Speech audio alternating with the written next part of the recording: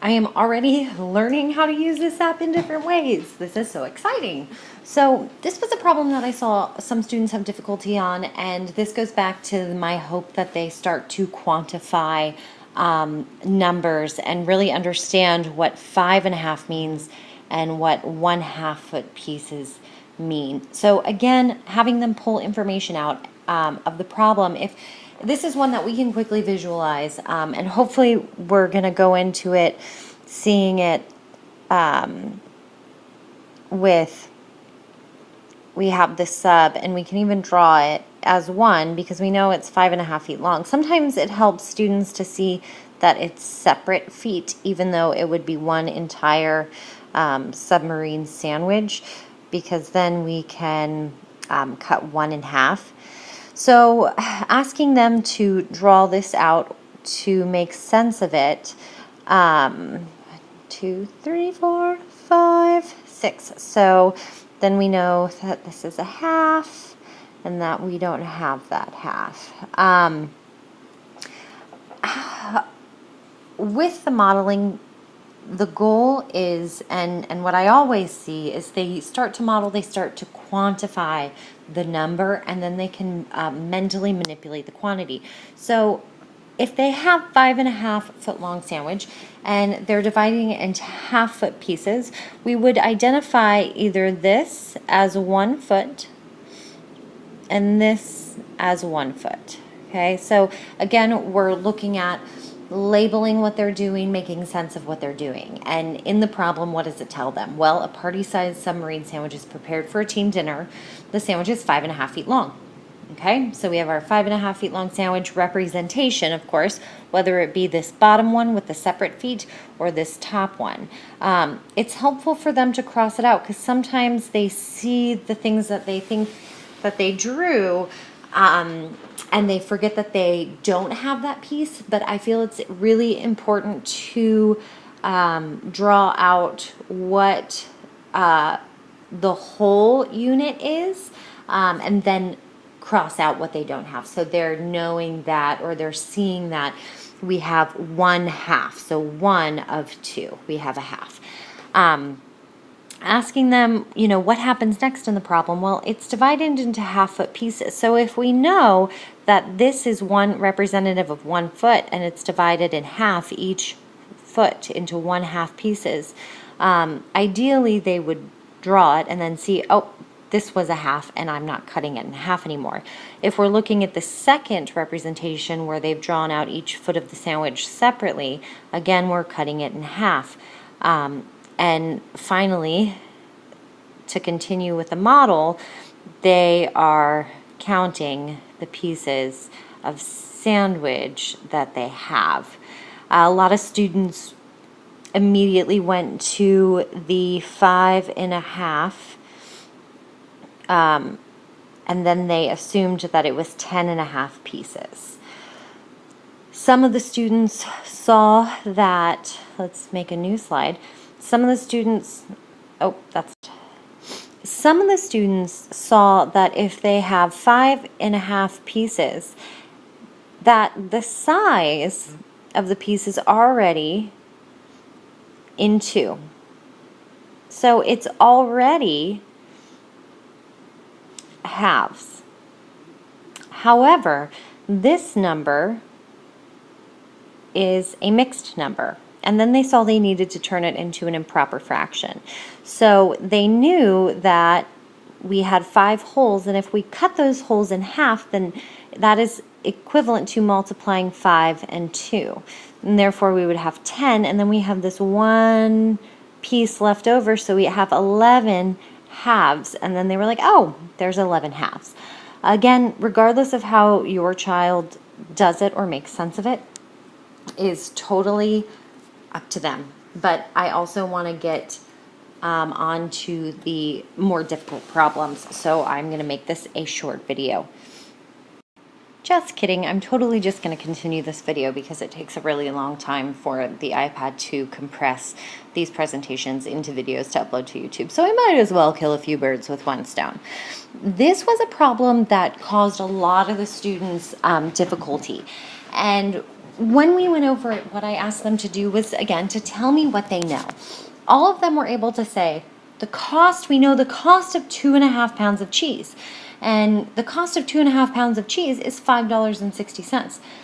They also could identify what they needed to find out.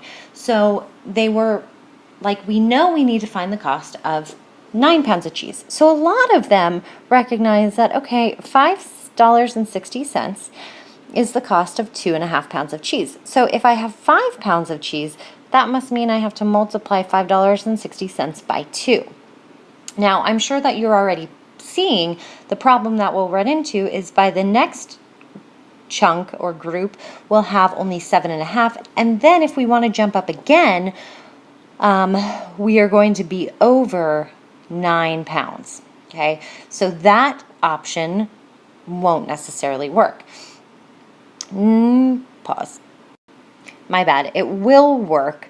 And we can keep going on this, and then we'd have to talk about how we can divide 2.5 to find the price of 1 pound or 1/2 pound. But for them to get there, they need to see what's happening. So I'm going to show you that now. Okay, so I paused along and was playing with the app that I forgot what I was saying before. But to get to where students can visualize what's happening, we want them, again, if they can't figure it out, tell them or ask them to draw what they know or make a diagram of what they know. And at this point, I know that they all can see that we have 2.5 pounds. And again, I want them to draw that 1/2 pound as part of a whole pound. That allows them to see that a 1/2 pound is part of a whole. Now, at this point, we need to know, what else do we know? So this is 1 pound of cheese. And it's important that they know that, because they'll draw this and they may not label it and they may forget. The next thing that they know, okay, well, we know that all of these 2.5 pounds cost $5.60. Let's erase that because we don't want to show that third pound.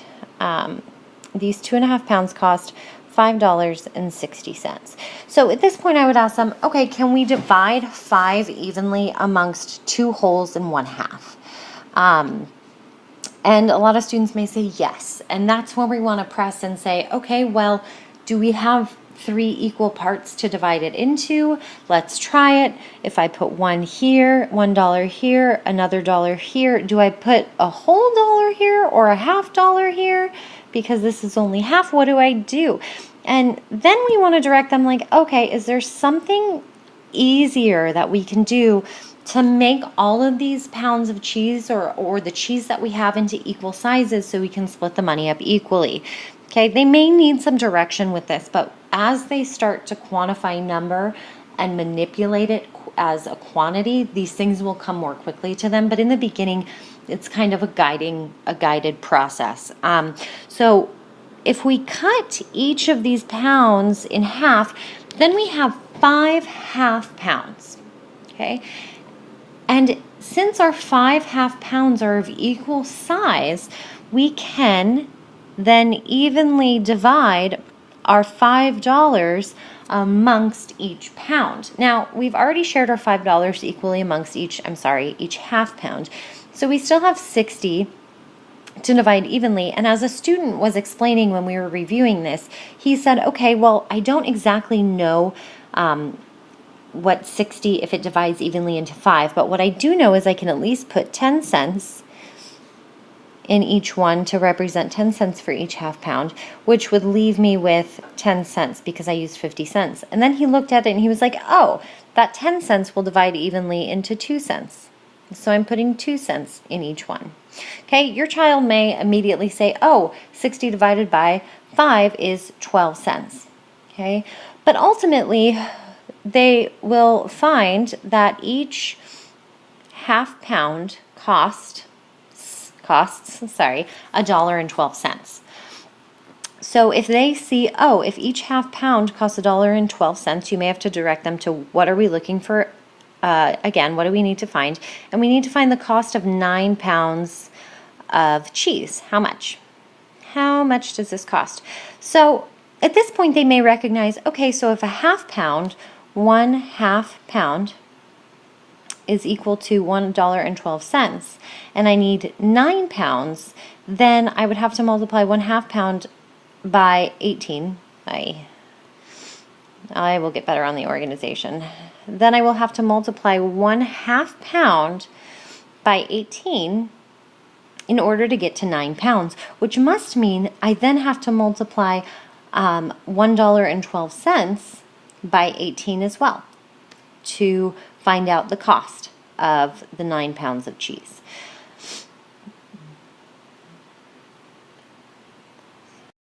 Onward to the next one. So again, having the student read the problem and not allowing them to try and run to that operation and slowing things down. So of a group of students, 5/8 of them are boys. The girls are put into groups so that each group has 1/16 of the total number of students. How many groups of girls are there? We want to make this developmentally appropriate. We want to make sure we're not rushing them to algorithms and numerical equations. I think that one thing that we often miss in mathematics education is that the numbers are a representation of a quantity, and a quantity is something more tangible. It's something that you can manipulate. It's something that is more concrete for them to think about, as opposed to just the symbolic representation or the digit that represents the quantity. So again, in this problem, what do you know? Well, we know that of a group of students, 5/8 of them are boys. So our group of students can be represented as this.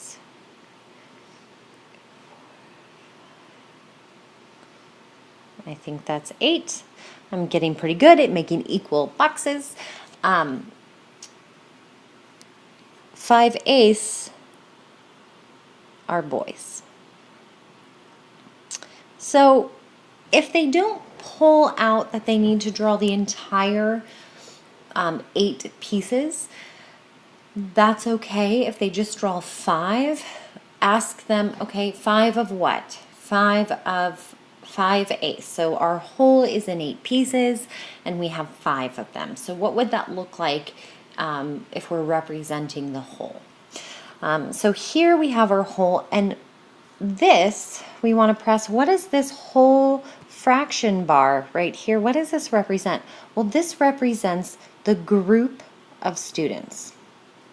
Okay, of a group of students, 5/8 of them are boys. So here's where we need to press students to kind of read between the lines, to kind of see it and figure out what that means. Because then it goes on to just say the girls are put into groups so that each group has a 1/16 of the total number of students.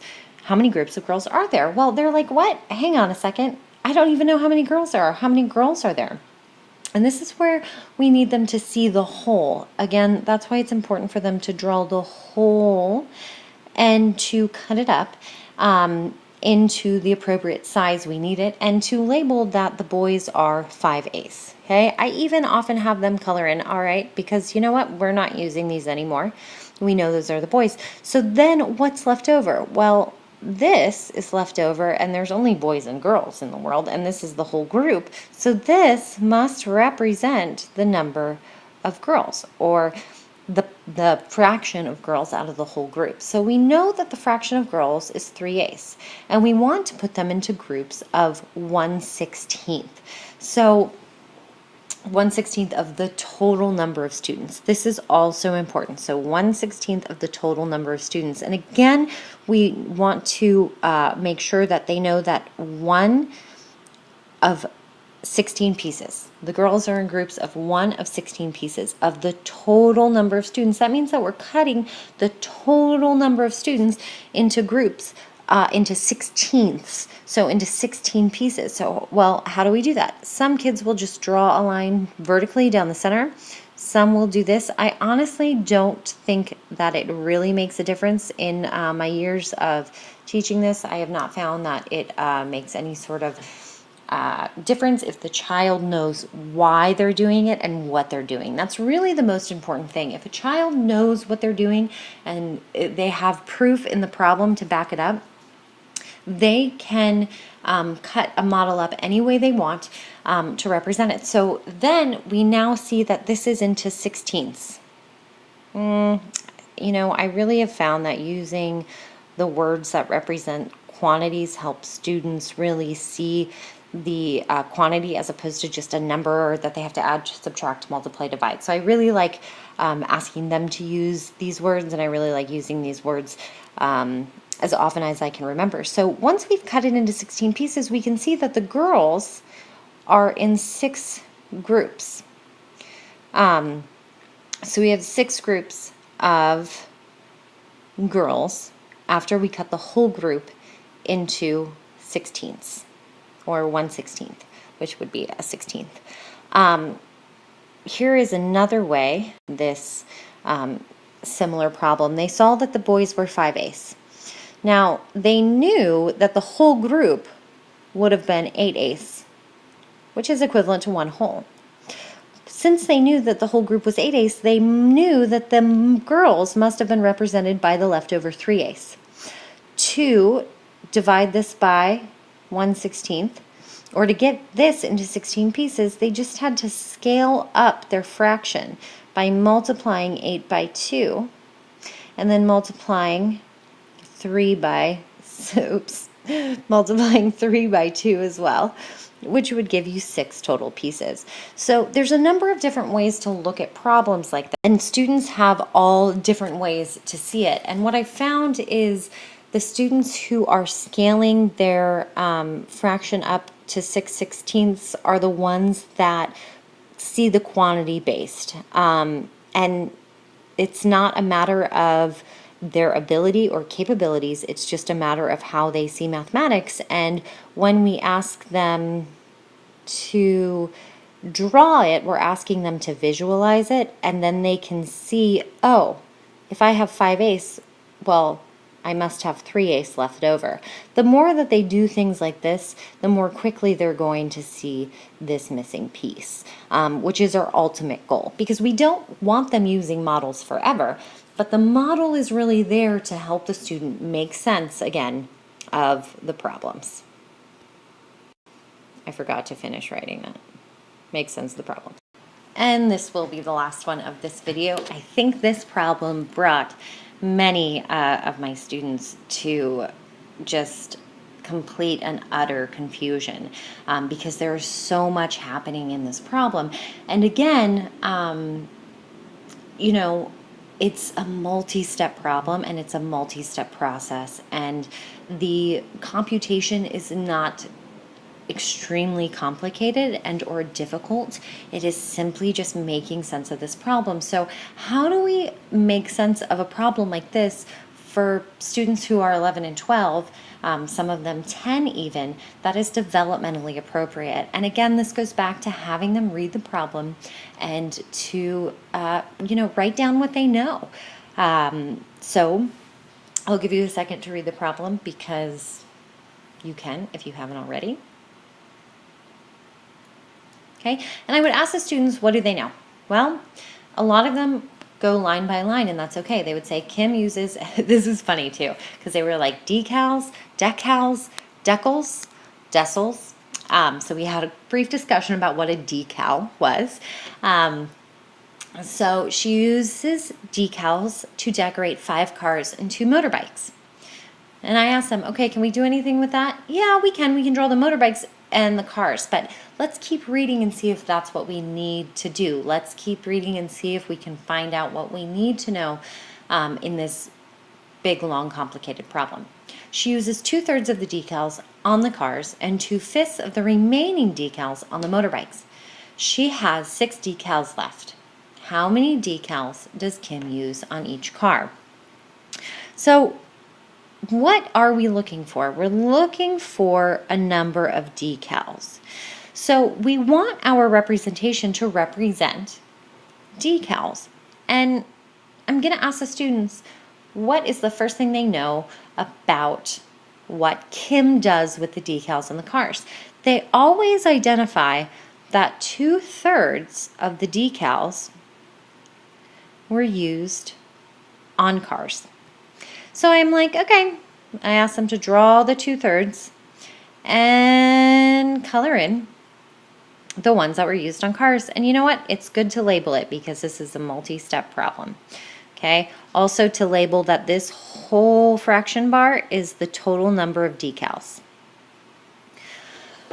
Then I asked them, okay, we got that. What else do you know about the problem? And they'll say, okay, 2/5 of the remaining decals were used on the motorbikes. Okay. And sometimes they want to draw a whole separate fraction bar and cut it into fifths. And we don't want them to do that. The reason we don't want them to do that is because we need to bring them back to the fact that it's the remaining decals. It's what haven't we used? And it's this third that we haven't used. So all their work should be on this third that hasn't been used because it's the remaining amount of decals. Once you remind them of that, they're usually pretty apt to be like, oh, okay, so 2/5 of the remaining. Well, if this is my remaining and she used 2/5, then I know I have to cut it into 5 equal pieces. And I know that she used 2 of those fifths on motorcycles, motorbikes.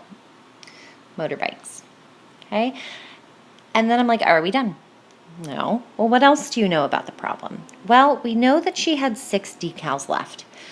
Most of the time, students will identify that these 3/5 of the last third are equivalent to 6 decals because that's what she hasn't used in the model or the visual representation, and it is equivalent to 6. At this point, they may need some guiding, but we know that if this is equivalent to 6 and each of these thirds are equal parts, oh, I totally think I can get an arrow. If each of these, no, not working. If each of these thirds are equal parts, then, and they're all worth 6, we know that each part must be equal to 2. And if one of these fifths is equal to 2, then it must mean this fifth is also equal to 2, and this fifth is also equal to 2. That leads us to find out that this whole third is equal to 10 decals. And if this third is equal to 10 decals, then this third must be equal to 10 decals too. And this one must be equal to 10 decals. And a lot of times kids are like, yeah, woohoo, okay. They're super excited. But it's so important to ask them and to remind them to go back. Okay, so how many decals, I can't even say it anymore. How many decals does Kim use on each car? Okay, so then we have to be like, okay, we need to know that we know she used 20 on all the cars. But how many cars did she decorate? Well, she decorated 5. So that means that if I have 20 decals and I'm decorating 5 cars, I'm dividing that by 5, which would give me 4 decals per car. Now, sometimes this has to be explicitly said. If you would like, I wish I could like scroll down on this screen. If you would like to kind of continue in the visualization of the problem, then my suggestion would be, okay, well, 5 cars, draw out your 5 cars and split up the 20 decals amongst those 5 cars. For most of the kids, I really don't see them needing to go this far. And again, some of the students are at a point where they're doing this all algebraically, even without models, but it's not, without variables, but it's not an interconnected problem. They're working some math over here and some math over here, and then they're making sense of it all together. And again, that is absolutely fine too. I just stress using the models for them to understand what all of this is and to make sense of all of this and to start seeing the equal parts of fractions and that they're the same size and that this 2/5 of something could be worth 2. 1/5 could be worth 2. And I'm going to stop there because I'm having trouble articulating words or speaking, and I think that I'm going to call it a night. But I hope that this has been helpful, and please give me any feedback. and let me know, what is working and what isn't, and let me know if you have any questions in the comments. I super appreciate all your support and your care that you send your children to school with every day. And I so love working with them. So have a good evening and a good weekend, and I will see you at the haunt tomorrow.